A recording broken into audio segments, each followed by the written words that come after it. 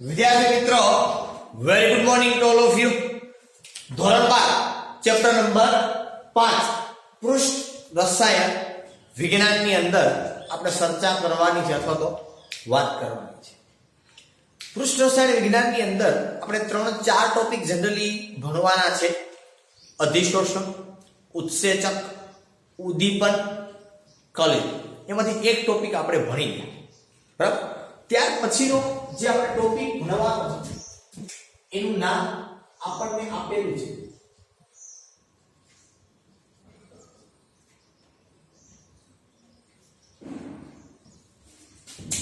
ઉદ્દીપન.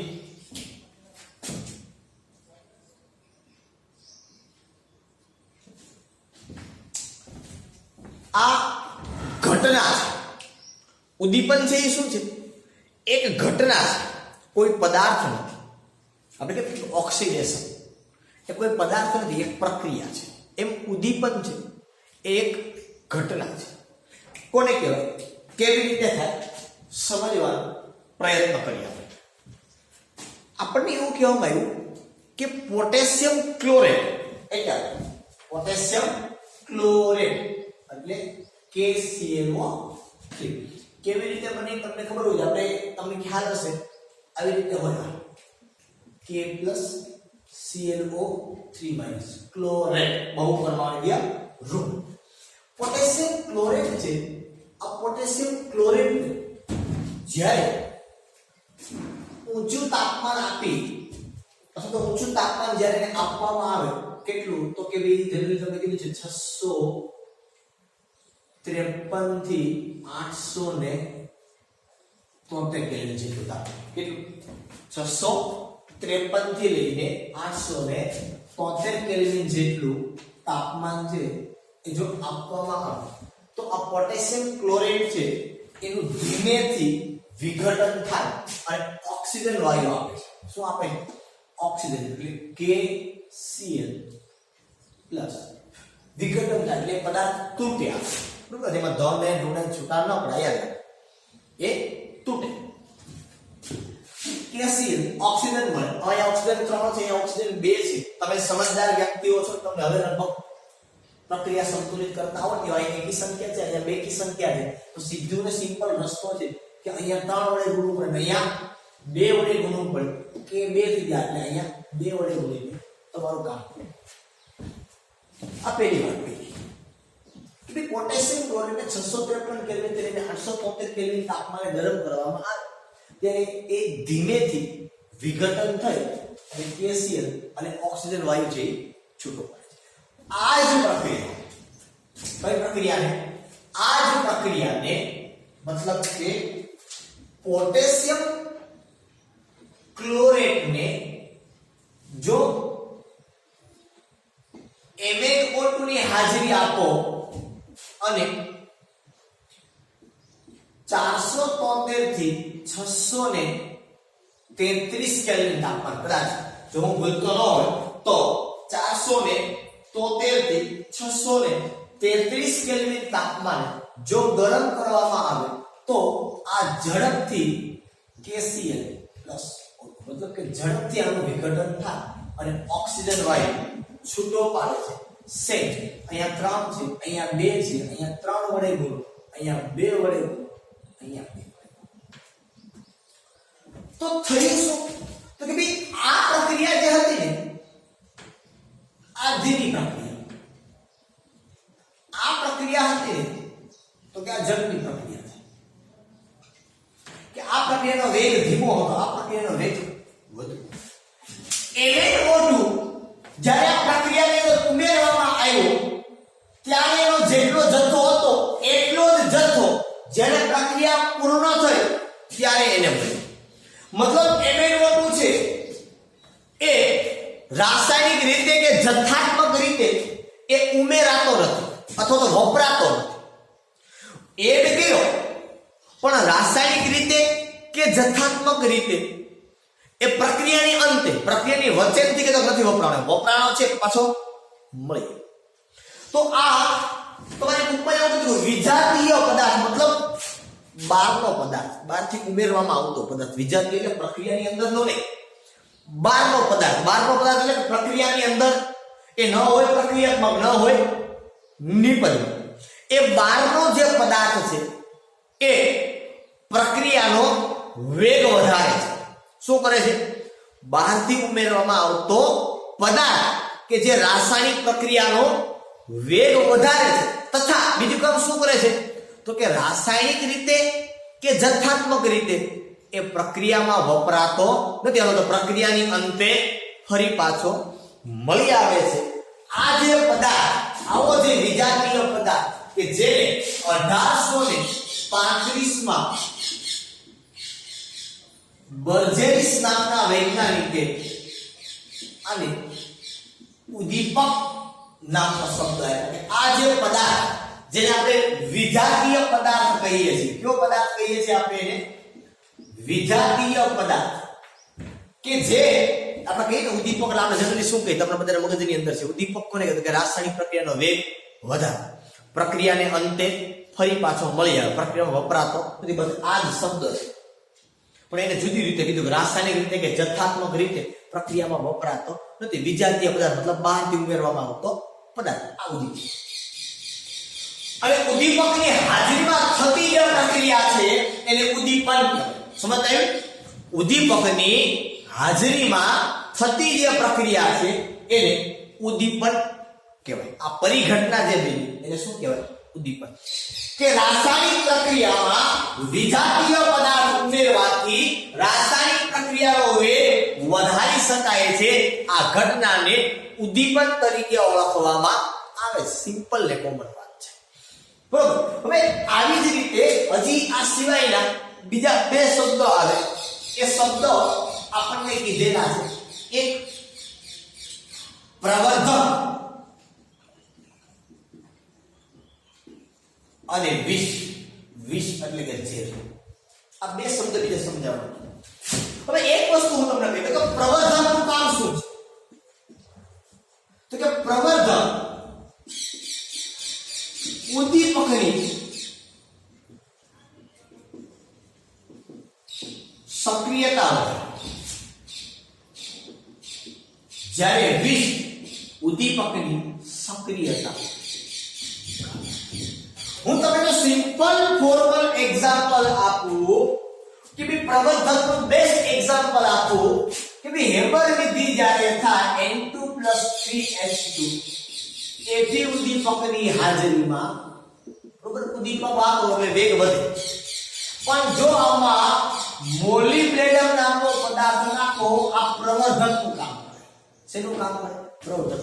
એ ઉદ્દીપકની સક્રિયતા વધારે, મતલબ ઉદ્દીપકને વધુ એક્ટિવ કરે. ઉદ્દીપકનું કામ શું છે? તો કે પ્રક્રિયાનો વેગ વધે. એનો મતલબ શું?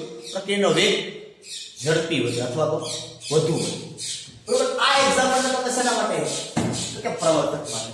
આવી જ જો વાત કરું હું વિષ માટેની, તો કે જ્યારે સંપર્ક વિધિની અંદર તમારી પાસે V2O5 તો હોય પણ જો આમાં કોપર હોય અને SO3 બનતું હોય તો આને ઉદ્દીપકીય વિષ કહેવાય. શું કહેવાય? ઉદ્દીપકીય વિષ તરીકે એને ઓળખવામાં આવે. કે જો સંપર્ક વિધિની અંદર ઉદ્દીપક સાથે કોપર ભેગો હોય તો એ V2O5 મતલબ ઉદ્દીપકની સક્રિયતા ઘટાડે, મતલબ પ્રક્રિયાનો વેગ ઘટે, મતલબ પ્રક્રિયા લાંબા સમય સમજદાર આત્મા. કે પ્રવર્ધક છે એનું કામ શું છે? કે પ્રવર્ધક ઉદ્દીપકની સક્રિયતા વધારે છે, જ્યારે વિષ ઉદ્દીપકની સક્રિયતા ઘટાડે છે. Exam point of view MCQ ની અંદર તમને પૂછાઈ શકે કે હેબર વિધિમાં કયો પ્રવર્ધક ઉમેરવામાં આવે, કે પ્રવર્ધકનું કાર્ય શું છે, કે ભાઈ કોઈ પદાર્થ ઉદ્દીપકની સક્રિયતા વધારે છે તો નીચેનામાંથી એ પદાર્થને શું કહેવાય. એવી જ રીતે તમે વિષ માટેની વાત પૂછી શકે અથવા તો ઉદ્દીપક માટેની વાત તમને પૂછી શકે. આ સિમ્પલ ફોર્મેટ વસ્તુઓ થઈ, બરોબર, કે જે તમને બધી હાલના સમય પ્રમાણે ખબર હોય કોને ઉદ્દીપક કહેવાય, કોને શું કહેવાય, કોને પૂછડું કહેવાય, કોને ફલાણું કહેવાય, કોને ઢીકડું કહેવાય. અને ઉદ્દીપકની આપણે તો ઘણી બધી વાતો કરવાની છે. મતલબ ઘણા બધા ચેપ્ટરની અંદર ઉદ્દીપક છે અવારનવાર તમારી પાસે આવશે કે ઉદ્દીપક શું, બરાબર. તો આ ઉદ્દીપકની વાત કરી કે ઉદ્દીપક છે એનું કાર્ય શું સમજી લેજો. તમારે કે એક્ઝામ આવો કે પૂછે ઉદ્દીપક વિશે સમજાવવું પડે, એટલો નાનો ટોપિક. ઉદ્દીપક શું છે? તમારા મગજની અંદર હોવું જોઈએ, માઇન્ડની અંદર હોવું જોઈએ. ઉદ્દીપક શું છે? રાસાયણિક પ્રક્રિયાનો વેગ વધારે, પ્રક્રિયામાં ઉમેરાતો નથી અથવા તો વપરાતો નથી, ઉમેરાતો નહીં પણ પ્રક્રિયામાં વપરાતો નથી, પ્રક્રિયાની અંતે ફરી પાછો મળી આવે. આના પછીના લેક્ચરની અંદર હું તમને સમજાવીશ કે ઉદ્દીપક છે એ કઈ રીતે કાર્ય કરે છે. બરાબર, એવી રીતે ઉદ્દીપક સાથે બીજા બે ટર્મ્સ આવે, બે શબ્દો આવે, પ્રવર્ધક અને વિષ. પ્રવર્ધકનું કાર્ય છે ઉદ્દીપકની સક્રિયતા વધારવાનું, જ્યારે વિષનું કાર્ય છે ઉદ્દીપકની સક્રિયતા ઘટાડવાનું. ઓકે, આમાં સાથે સાથે આપણે આપેલું છે એની આપણે વાત કરીએ. તમને કીધું છે ઉદ્દીપકના વર્ગ. કયો ટોપિક તમને આપેલું છે સાથે સાથે એને હું લઈ લઉં છું. શું કીધું છે આપણે? ઉદ્દીપનના ઉદ્દીપન કેટલા પ્રકારના હોય કે ભાઈ ઉદ્દીપન છે ને એ જનરલી બે પ્રકારનું હોય. એક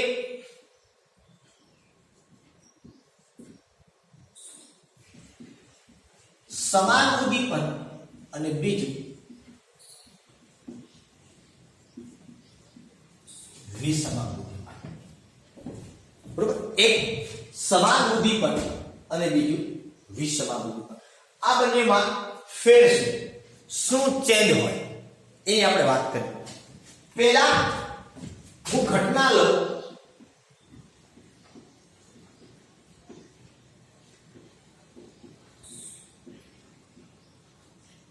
સમાન ઉદ્દીપન.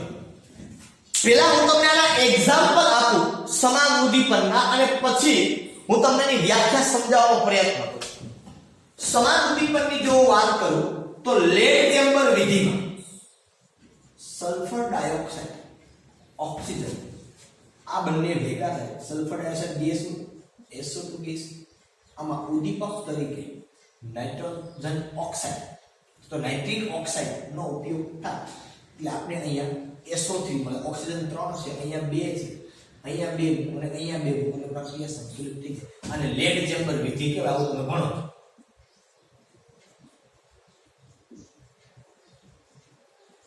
આમે જે લખીને આપી અને સંપર્ક વિધિ કહેવાય. આપણે કદાચ તમે નહીં ભણ્યા હો, આપણે ભણશું એટલે બધા 10 વખત આવી સંપર્ક વિધિ. કામ કહેવાય આપણે જોશું. જો આપણે ઉદ્દીપક V2O હોય તો આને સંપર્ક વિધિ બોલાય. જો ઉદ્દીપક NO હોય તો લેડ ચેમ્બર વિધિ. અને લેડની ચેમ્બરની અંદર આ પ્રક્રિયા કરવામાં આવે. બરોબર, આખી પ્રક્રિયા કેની અંદર કરવામાં આવે? લેડની ચેમ્બરમાં કરવામાં આવે. એટલા માટે આને લેડ ચેમ્બર વિધિ કહેવાય. આ સંપર્ક વિધિ એટલે બે પદાર્થોને એકબીજાને સંપર્કમાં લાવી અને પ્રક્રિયા કરવામાં આવે એટલા માટે આને સંપર્ક વિધિ. જો ઉદ્દીપક V2O5 હોય તો આને સંપર્ક વિધિ બોલાય. જો ઉદ્દીપક નાઇટ્રિક ઓક્સાઇડ હોય તો આને લેડ ચેમ્બર વિધિ બોલાય. સેકન્ડ એક્ઝામ્પલ હું આપું કે ભાઈ મિથાઇલ એસિટેટ નું જળ વિભાજન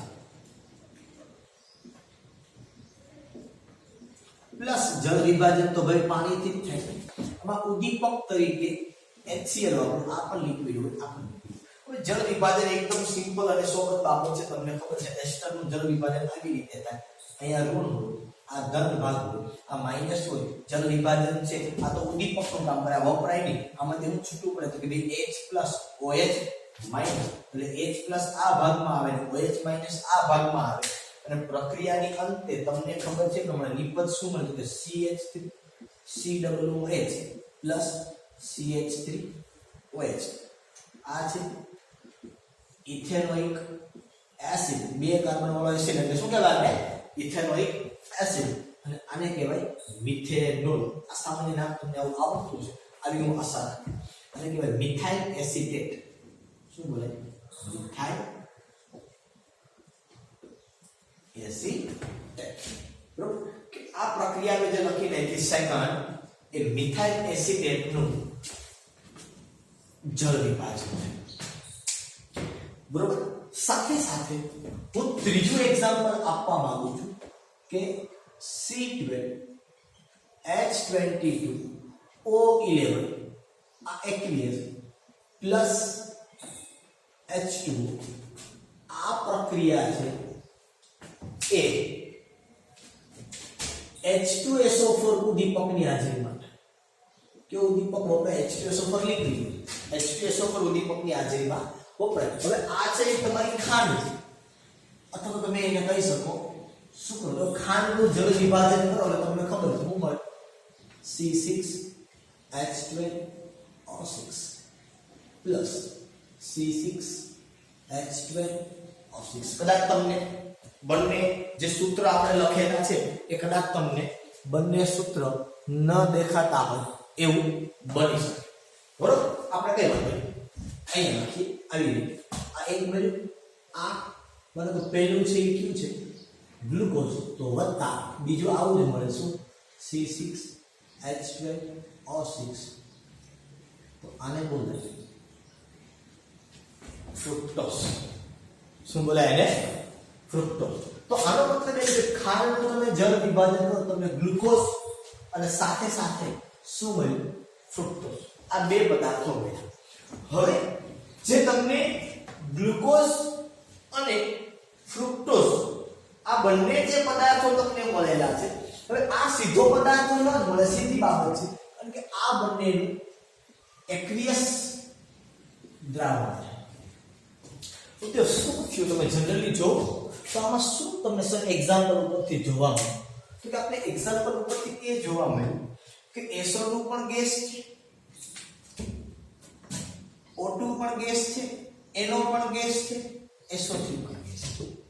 અહીંયા આ પણ જલીય છે, આ ઓલરેડી જલીય છે, આ ઓલરેડી જલીય કહેવાય, આ પણ તમને એવું જ પડે.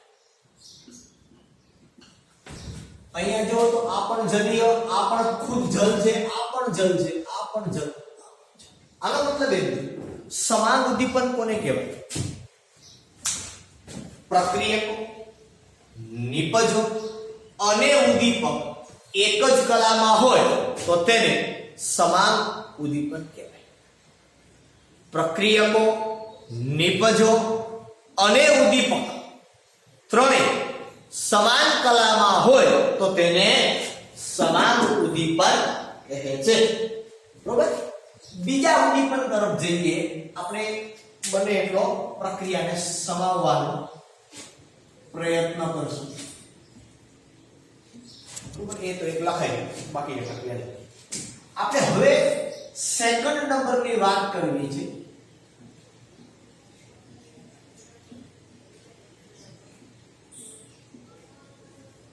વિસમાંગ ઉદ્દીપન.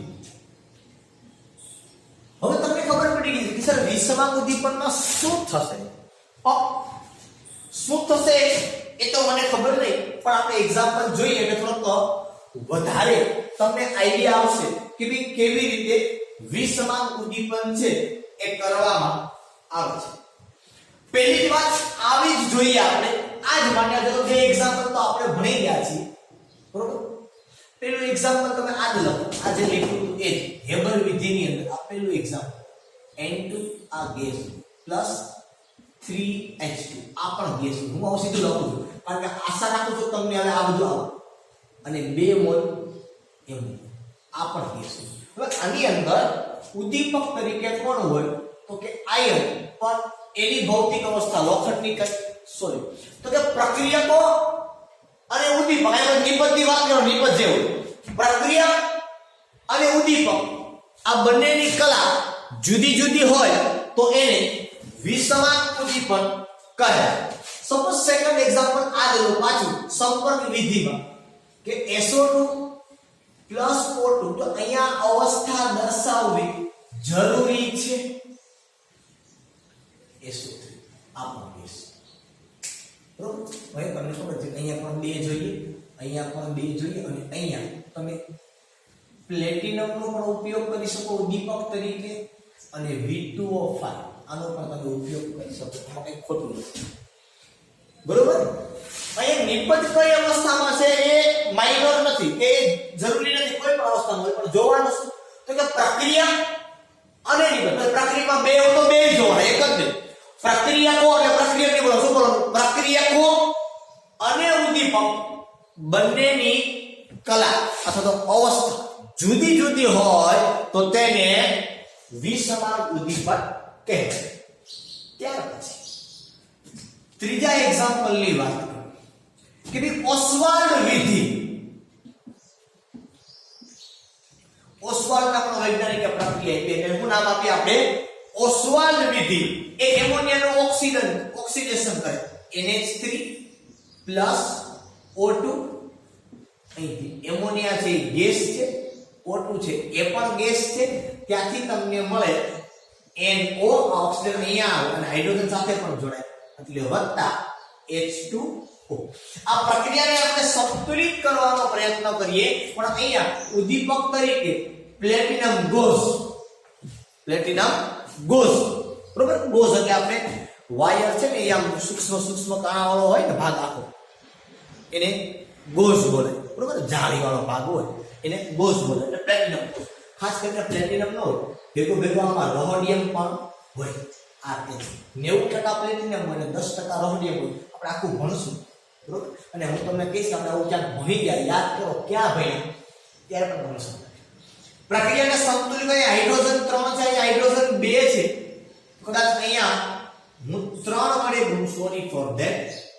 અહીંયા હું 2 વડે ગુણ, અહીંયા હું 3 વડે. તો અહીંયા 2 વડે ગુણવા પડે આપણને ખબર છે. હવે તમે ગણો તો ઓક્સિજન થાય કેટલા થાય છે? અહીંયા 2 ને અહીંયા 3 એટલે અહીંયા અડધા થાય એટલે સત્ય એટલે બધું ડબલ કરી નાખો. અહીંયા 4 મૂકી દો, અહીંયા પણ 4 મૂકી દો અને અહીંયા મૂકી દો 6 એટલે અહીંયા થઈ જાય 5. આ ઓસ્વાલ્ડ વિધિ. અહીંયા પણ તમે જો ઉદ્દીપક અને પ્રક્રિયક બેની ભૌતિક અવસ્થા જુદી છે.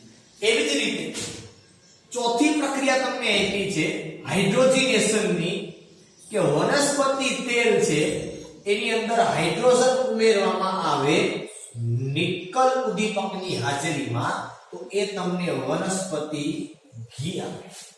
તમે ભણી ગયા બરોબર. 11મા ધોરણની અંદર આપણે ભણતા હાઇડ્રોજનેશન કરતા કે વનસ્પતિ તેલમાંથી શું બને? વનસ્પતિ ઘી. આની અવસ્થા એ સોલિડ હોય, આની અવસ્થા ગેસિયસ, આની અવસ્થા લિક્વિડ. જુદી છે. આપણે જુદા રાખતા આપણો સેમ મતલબ આના કરતા પણ જુદી, નાના કરતા પણ જુદી બરોબર. વનસ્પતિ ઘી આ લિક્વિડ જ હોય, આમાં સોલિડ હોય બરોબર. તો કહેવાનો મતલબ આપણો એવો છે બરોબર કે ઘી છે એ બધું કેવું બને એના પર આધારે સોલિડ પણ લખી શકો, લિક્વિડ પણ લખી શકો, એમાં કઈ ખોટું નથી તમારે બરોબર. કઈ ફોર્મની અંદર હોય, સોલિડ ફોર્મમાં પણ હોય ને લિક્વિડ ફોર્મમાં પણ એ જરા કઈ મતલબ નથી, જે ફોર્મમાં હોય એ ફોર્મમાં. પણ આપણે આની મતલબ છે કે પ્રક્રિયકો જે અવસ્થામાં છે એના કરતા ઉદ્દીપક જુદી અવસ્થામાં છે. અથવા તો પ્રક્રિયકો અને ઉદ્દીપક. તો પ્રક્રિયક નથી બોલો, શું બોલવાનું છે? પ્રક્રિયકો. કોઈ એકની વાત કરવાની નથી, બે ભેગા લઈ આવવા છે. એ સમાન પણ હોય ને અહીંયા પણ જે હોય. જો પ્રક્રિયકો અને ઉદ્દીપકની ભૌતિક અવસ્થા સમાન હોય તો એને સમાન ઉદ્દીપન કહેવાય. અને પ્રક્રિયકો અને ઉદ્દીપક ની ભૌતિક અવસ્થા જુદી હોય તો એને વિષમાંગ ઉદ્દીપન કહેવાય. તમે કલા શબ્દ પણ વાપરી શકો અને અવસ્થા શબ્દ પણ તમે વાપરી શકો. કોઈ પણ શબ્દ તમે વાપરી શકો બરોબર. આટલા 4 5 એક્ઝામ્પલ આપવાની કોઈ જરૂરિયાત નથી તમારે. તમને વધી 3 માર્કમાં જ પૂછવાનું છે એટલે એક વ્યાખ્યા આપવાની, બંનેની તફાવત પૂછે તો એ બે મુદ્દા લખો. 4 માર્ક થઈ ગયા તો બધું પૂછે પણ એક એક્ઝામ્પલ આપવાનું પણ જે આવતું. પણ અહીંયા ખાસ યાદ રાખવાનું છે, અહીંયા અવસ્થા દર્શાવવી પડે નહીતર માર્ક એક પણ ના. એક્ઝામ્પલ નો તમને એક પણ માર્ક ન મળે કારણ કે અહીંયા અવસ્થા ઉપર તો એક્ઝામ્પલ ટકેલા છે. વ્યાખ્યા આખી અવસ્થા ઉપર છે, કલા ઉપર છે.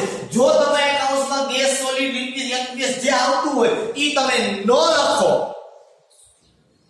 તો તમને માર્ક મળવા પાત્ર નથી. આ ટોપિકમાં ખાસ યાદ રાખજો બરાબર. નહીતર તમને માર્ક તમને કદાચ એવું પૂછવામાં આવે કે તફાવત આપો સમાન ઉદ્દીપન અને વિષમાંગ ઉદ્દીપન, તો બે બધી એક વ્યાખ્યા લખવાની કે પ્રક્રિયકો, નિપજો અને ઉદ્દીપક સમાન કલામાં હોય તો એને સમાન ઉદ્દીપન કહેવાય. પ્રક્રિયકો અને ઉદ્દીપક જુદી જુદી કલામાં હોય તો એને વિષમાંગ ઉદ્દીપન કહેવાય. બેમાં એક્ઝામ્પલ પણ જેમાં જે એક્ઝામ્પલ પણ એ એક્ઝામ્પલની અંદર અવસ્થા લખવી જરૂરી છે.